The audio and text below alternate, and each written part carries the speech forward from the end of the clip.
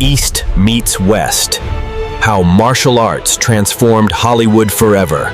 Before the age of superheroes and CGI explosions, Hollywood action films looked very different. Cowboys rode across the desert, gangsters fired Tommy guns, and tough men with clenched fists solved their problems in smoky bars or back alleys. It was a cinema of grit, but also a cinema of limits. Fights looked staged, predictable, and often clumsy. Then something extraordinary happened. From across the Pacific, an entirely different tradition arrived. A tradition forged in centuries-old dojos, temples, and fighting schools. A tradition built not only on combat, but on philosophy, discipline, and artistry. That tradition was martial arts. When martial arts collided with Hollywood, the result was an explosion. Fast, precise, and beautiful. Punches weren't just punches anymore. Kicks weren't just kicks. Every movement carried a rhythm, a style, a story. Audiences didn't just watch men fight.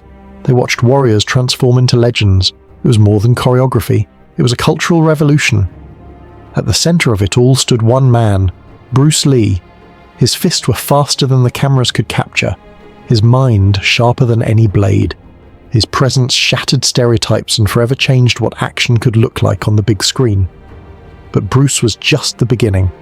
Behind him came an army of pioneers, East and West, who would carry the torch into new eras, from Chuck Norris, the first true American martial arts hero, to Jean-Claude Van Damme, the Belgian who made high kicks into an art form, to Keanu Reeves, who trained in kung fu and jiu-jitsu until he became the face of modern action itself. And then, the new blood. Fighters like Scott Adkins, who keep the martial arts flame alive in an age of digital spectacle. And of course, the great crossover stars from Asia, Jackie Chan, Jet Li, Donnie Yen, who brought their mastery directly to Hollywood, merging East and West in ways Bruce Lee once only dreamed of. This is not just the story of movies, this is the story of a revolution in cinema, of cultures colliding, and of how martial arts transformed Hollywood action forever. For the next hour, we will journey through history. We will walk alongside Bruce Lee as he tears down barriers. We will step into the Colosseum as he faces Chuck Norris in one of cinema's greatest duels. We will stand in the shadows of a young Belgian dreamer who fought his way into stardom. We will enter the training halls of Keanu Reeves, where an actor became a warrior. And we will see how the East, in all its discipline and artistry, fused with the West to create something larger than either could alone. This is East meets West, how martial arts transformed Hollywood forever. So, buckle up, the fight is about to begin.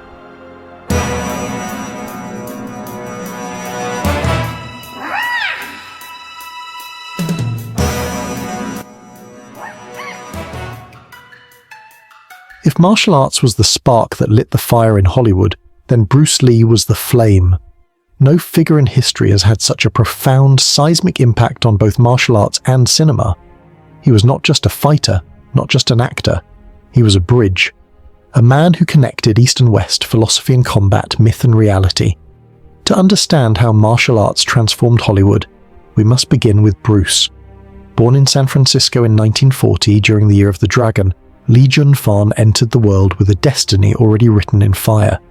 His father, Lee Hoi-chuen, was a Cantonese opera performer, and from the beginning, young Bruce was surrounded by performance, art, and the traditions of Chinese culture.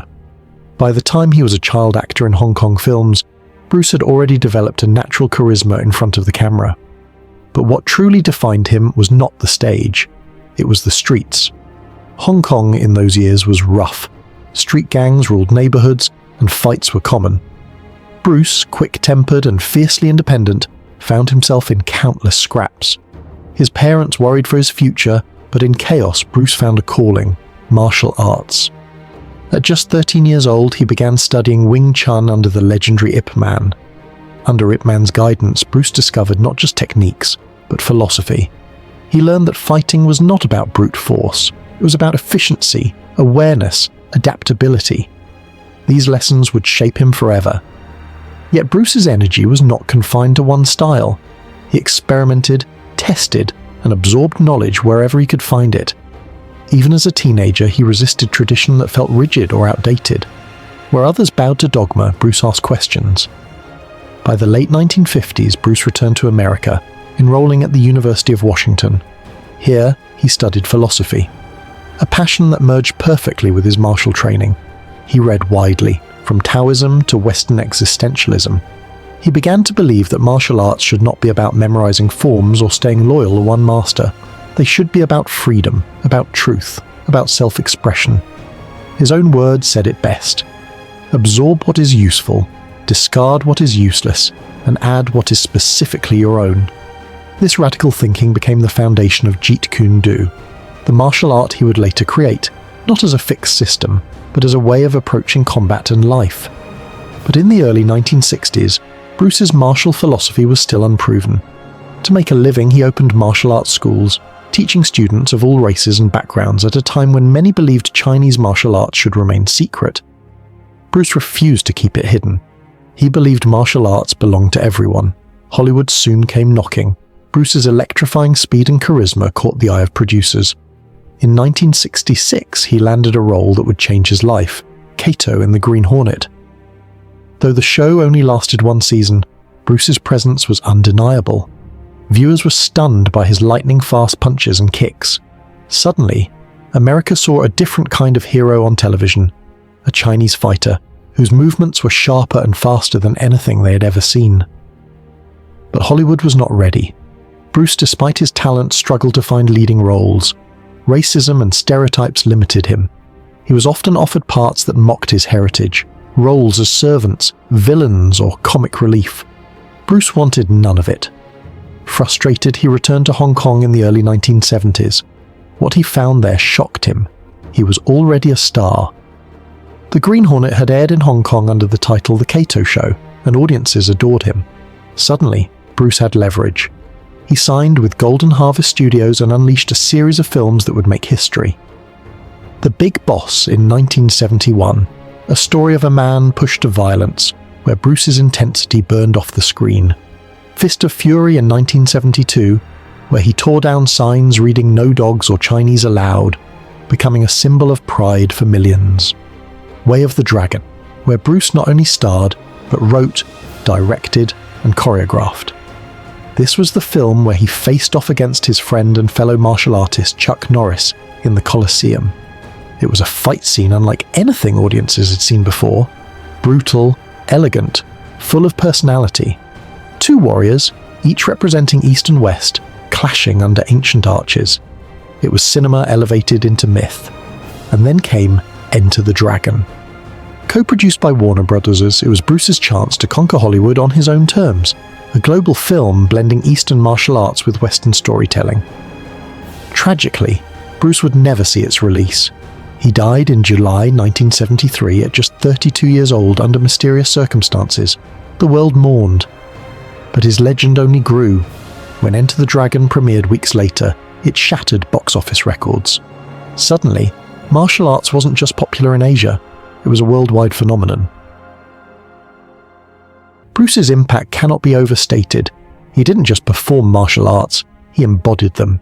Every move was explosive yet controlled, precise yet fluid. He taught that martial arts was not about fighting others, but about mastering yourself. He shattered Hollywood's barriers against Asian actors. He showed that martial arts could anchor a blockbuster film, carrying both action and philosophy.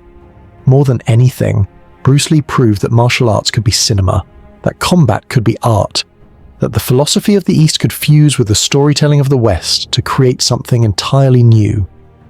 After Bruce, Hollywood could never go back. The gate had been opened, and behind it, others were waiting to walk through.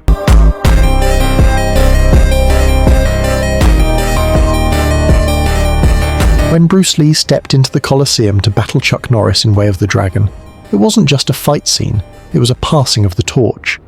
Bruce was the pioneer, the man who opened the gates, but standing across from him was another figure, a man who would become the first American martial arts superstar. His name was Carlos Ray Norris, but the world would know him simply as Chuck. Born in Oklahoma in 1940, Norris grew up in a broken home. His father was an alcoholic and his childhood was marked by poverty and instability. By his own admission, Chuck was shy, withdrawn, and lacking in confidence. Few could have predicted that this quiet boy would one day become a symbol of toughness for an entire generation. Everything changed when he joined the US Air Force in 1958. Stationed in South Korea, Chuck was introduced to martial arts for the very first time. It was here that he discovered Tang Soo Do, a Korean striking art that combined powerful kicks with precise hand techniques. For the first time, Chuck found something that gave him strength, discipline, and self-belief. When he returned to the United States, Norris threw himself into martial arts training. He opened schools, began teaching, and entered competitions. By the mid-1960s, he was unstoppable. He racked up championship after championship, eventually becoming a 6-time world karate champion. His name became synonymous with American martial arts. But Chuck Norris wasn't satisfied with trophies. He wanted to take martial arts beyond the dojo, to bring it into the spotlight. That opportunity arrived when he met Bruce Lee. The two became friends through the martial arts circuit, sparring partners who shared mutual respect. Bruce admired Chuck's discipline and strength. Chuck admired Bruce's speed and philosophy. Their friendship would soon find its way into cinema. In 1972, Bruce cast Norris as the villain in Way of the Dragon. The showdown between Lee and Norris in Rome's Colosseum remains one of the most iconic fights in film history. For many Western audiences, it was their first exposure to real martial arts on screen. Bruce, lithe and fast, against Chuck, powerful and methodical. The duel wasn't just physical, it was symbolic. East versus West, tradition versus modernity. And though Bruce won in the film, the world walked away with a new martial arts star firmly in their sights. After Bruce's death, the martial arts world needed someone to carry the torch in America. Chuck Norris stepped forward. His breakthrough as a leading man came in the late 1970s with films like Good Guys Wear Black and A Force of One.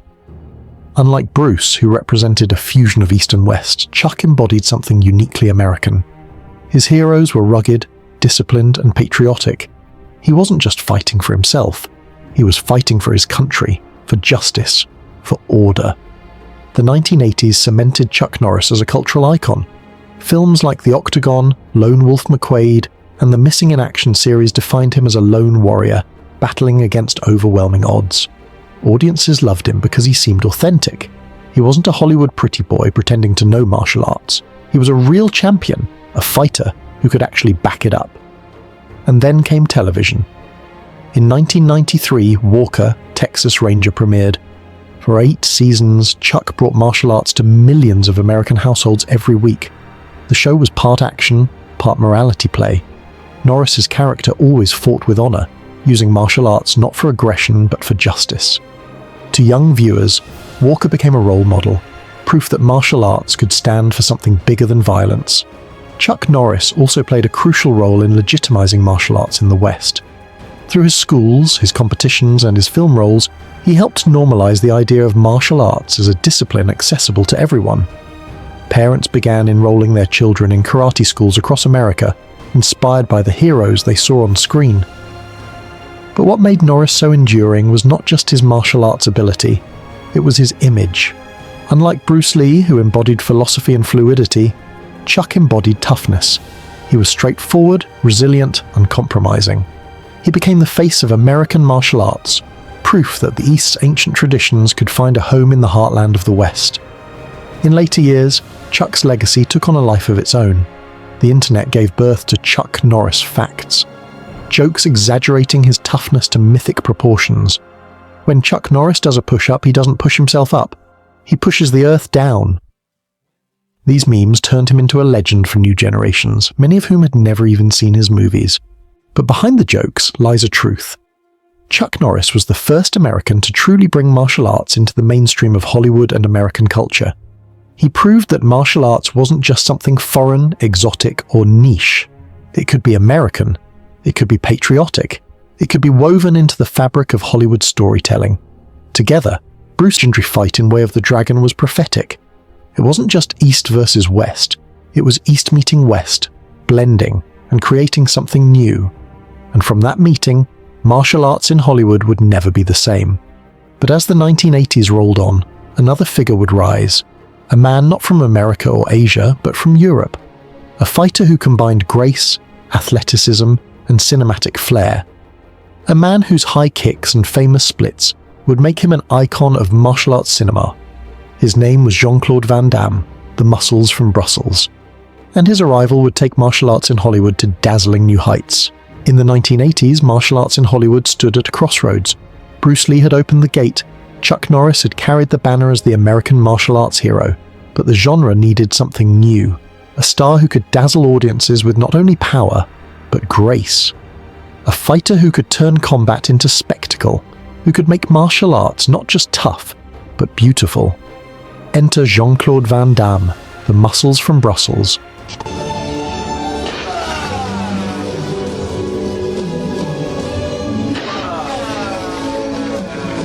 Jean-Claude Camille François van Varenberg was born in Belgium in 1960. From a young age, he was small, shy, and frail. His father enrolled him in Shotokan karate at age 10, hoping it would build his confidence. It did more than that. It unlocked his destiny. Van Damme threw himself into training. By his teenage years, he was competing in karate tournaments across Europe. His discipline was fierce, his flexibility unmatched. But he wasn't just a fighter. He also studied ballet for 5 years, a choice that raised eyebrows among peers. Yet this combination, martial arts precision and dancer's grace, would later become the foundation of his cinematic style. In the late 1970s, Van Damme added kickboxing to his arsenal, winning 18 fights with devastating knockout power. He had the body of a fighter, but also the elegance of a performer. To Jean-Claude, martial arts was more than combat. It was rhythm. It was movement. It was art. But Belgium was too small for his dreams. Inspired by Bruce Lee, Van Damme set his sights on Hollywood. With little money, broken English, and no connections, he moved to Los Angeles in 1982. For years he scraped by, working odd jobs, driving taxis, even polishing mirrors in a gym just to be near the film industry. Hollywood is full of dreamers who never make it. But Van Damme had one weapon few could match: persistence. Legend has it that one day, he spotted producer Menahem Golan of Cannon Films outside a restaurant. Van Damme walked up, introduced himself, and, in a flash, unleashed a high kick inches from the producer's face. Golan, stunned, immediately recognized his potential. In 1988, Van Damme's big break arrived: Bloodsport. Based on the allegedly true story of martial artist Frank Dux, Bloodsport was the perfect showcase for Van Damme's talents. Set in the underground world of the Kumite, an illegal full-contact tournament, the film allowed him to display his speed, flexibility, and trademark splits in a way Hollywood had never seen. With a budget of only $1.5 million, Bloodsport became a sleeper hit, grossing over $50 million worldwide. Audiences were hooked. A new martial arts star had been born. Over the next decade, Van Damme became a household name. Films like Kickboxer, Cyborg, Lionheart, Double Impact, and Universal Soldier cemented his status as an international icon. Unlike Chuck Norris, whose heroes were rugged and stoic, Van Damme's characters were more emotional, even vulnerable. He was a fighter, yes, but also a man with charm, charisma, and heart. And then there were the splits. No one in Hollywood history has turned a simple stretch into a legendary move like Jean-Claude Van Damme. Whether dodging a punch, showing off his flexibility, or, famously, doing the splits between two moving trucks in a commercial decades later, his signature pose became part of pop culture itself. But what made Van Damme stand apart was not just his body, but his cinematic vision. His kicks weren't just strikes, they were performed with balletic beauty. His slow-motion spin kicks, his fluid combinations, his intensity, they all turned fights into choreography that felt more like dance than brawling. He made martial arts look good on camera, elevating it from combat to spectacle.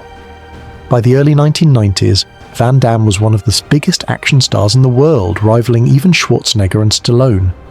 Unlike them, though, his films weren't just about guns and explosions. They were about the human body as a weapon. They were about the poetry of motion.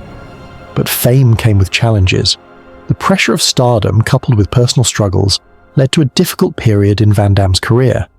The mid-1990s saw box office disappointments, battles with addiction, and a reputation for being difficult to work with. Hollywood, always hungry for the next big thing, moved on. Yet even through the setbacks, Van Damme's legacy endured. His films continued to inspire martial artists and actors around the world, young fighters studying his spin kicks in Kickboxer, audiences remembering the Colosseum showdown in Lionheart, filmmakers realizing that martial arts could be shot with both brutality and elegance. And then, in the 2000s, a surprising twist. Van Damme staged a quiet comeback. In 2008, he starred in JCVD, a metadrama in which he played a fictionalized version of himself, washed up, flawed, but still fighting. Critics hailed his performance as raw and emotional, proof that beneath the kicks and splits was a true actor. Later, films like The Expendables 2 and smaller martial arts projects brought him back into the spotlight. And with the rise of the internet, his legend only grew. The Volvo truck commercial where he performed the splits between two moving vehicles went viral, reminding the world of the unique magic only Van Damme could deliver. Jean-Claude Van Damme's story is one of perseverance, artistry, and transformation. He was not the philosopher like Bruce Lee, nor the all-American hero like Chuck Norris. He was something different, a global star who fused martial discipline with performance art. He showed that martial arts could be cinematic beauty, that combat could have rhythm, that a fighter could also be graceful, charming, and human. In the grand story of martial arts in Hollywood, Van Damme represents the era of spectacle, a time when martial arts was no longer just a foreign import or a patriotic symbol, but a universal language of action. But as the 1990s faded into the 2000s, a new face emerged. Not a lifelong martial artist, but an actor who would transform himself through sheer discipline and training. His journey would bring martial arts back to its philosophical roots, while reinventing Hollywood action for a new generation. His name was Keanu Reeves, and his path would lead to The Matrix, and eventually to John Wick. John Wick, excommunicado, in effect 6 p.m. Eastern Standard Time.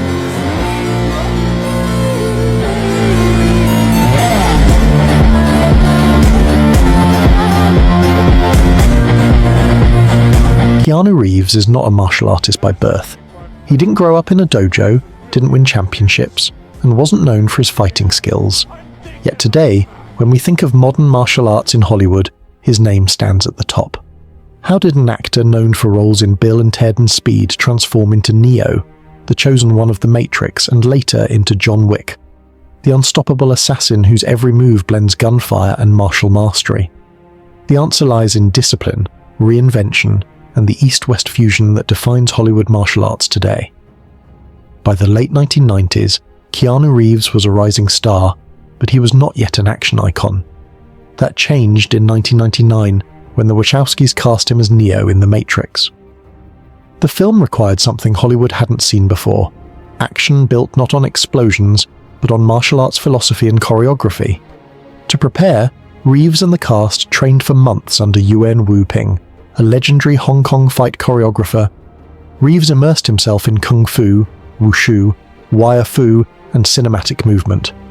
He wasn't just memorizing moves, he was learning an entire philosophy of martial performance. The results were revolutionary. The lobby shootout, the dojo fight between Neo and Morpheus, the bullet-dodging slow motion. Reeves, once the awkward kid from comedies, now moved like a martial artist. The Matrix became a global phenomenon, proving that martial arts wasn't just a niche, it was the future of Hollywood action. But Reeves wasn't done. In 2014, another transformation occurred. With John Wick, he reinvented himself once more, this time as a master of what fans called gun fu. Drawing from judo, Brazilian jiu-jitsu, and tactical shooting, Reeves trained tirelessly with real martial artists and firearms experts. The result was breathtaking. Unlike traditional Hollywood fight scenes, John Wick showcased fluid transitions between striking, grappling, and firearms.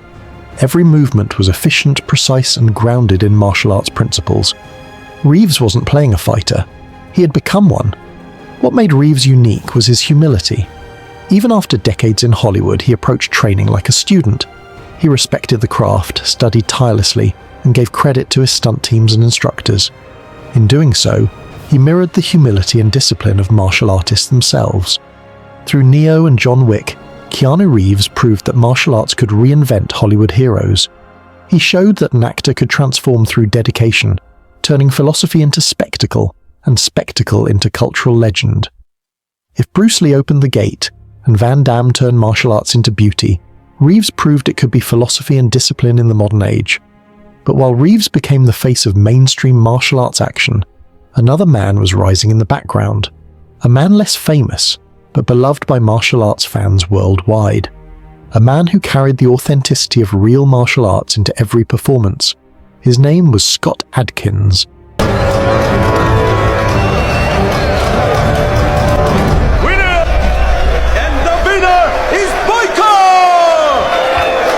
Scott Adkins may not be a household name, but among martial arts fans, he is a legend.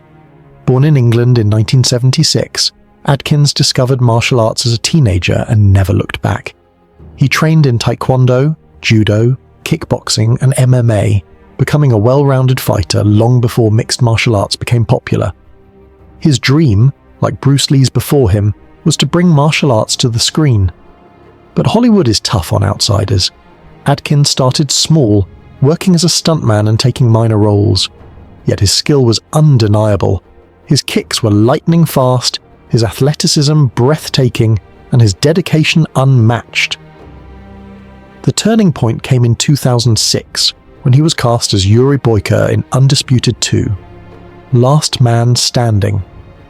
Boyka was a Russian prison fighter, brutal and unrelenting. Adkins transformed the role into something iconic. His spinning kicks, raw energy, and presence made Boyka one of the most beloved martial arts characters of modern cinema. Fans around the world declared him the most complete fighter. Unlike many Hollywood stars, Adkins never relied on doubles or CGI. He performed his own fights, bringing authenticity to every scene. Over the years, he appeared in films like Ninja, Universal Soldier, Day of Reckoning, Ip Man 4, and even Marvel's Doctor Strange. But Adkins' true legacy lies in his commitment. In an age where Hollywood often fakes martial arts with editing tricks, Adkins kept the art alive. His films may not always have had blockbuster budgets, but they carried the soul of real martial arts cinema. For many fans, Scott Adkins is proof that martial arts in film is still about discipline, respect, and authenticity. He is the modern warrior, a bridge between the legends of the past and the fighters of the future. As martial arts became part of Hollywood's DNA, something incredible happened. The East didn't just influence the West, it joined it. Jackie Chan brought comedy and creativity. His Hollywood breakout, Rush Hour, showed that martial arts could make audiences laugh as well as cheer. His stunts, done without wires or doubles, inspired awe worldwide. Jackie proved martial arts could be fun, inventive, and human. Jet Li brought power and precision. From Lethal Weapon 4 to Romeo Must Die and The Expendables, he introduced Hollywood to wushu's speed and intensity. His fights felt like controlled chaos, beautiful yet lethal. And then came Donnie Yen. Already a legend in Hong Kong, he crossed into Hollywood with Rogue One and John Wick 4. Yen brought modern realism, blending MMA, Wing Chun, and tactical fighting. He showed that martial arts could evolve with the times, staying relevant in an age of high-tech action. Together, Jackie, Jet, and Donnie completed the circle Bruce Lee had begun. They weren't just visiting stars from the East. They became Hollywood icons, fusing cultures on screen. The fusion era was proof that martial arts was no longer foreign. It wasn't East or West anymore. It was global. It was cinema itself. From Bruce Lee's Fist of Fury to Keanu Reeves' Gun Fu, martial arts has transformed Hollywood forever. It gave us heroes who fought with more than strength. They fought with discipline, philosophy, and style. Bruce showed us freedom. Chuck showed us toughness. Van Damme gave us beauty. Reeves gave us discipline. Adkins gave us authenticity. Jackie, Jet, and Donnie gave us fusion. Together, they created a legacy that reshaped action films, inspired generations, and spread martial arts across the globe. Today, martial arts is everywhere, in blockbusters, in superhero movies, in video games, in television. It has become the language of action itself. The story of East meeting West is not over.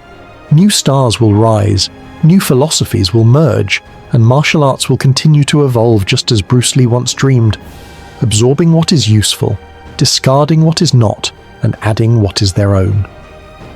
Hollywood was never the same after martial arts arrived, and it never will be again.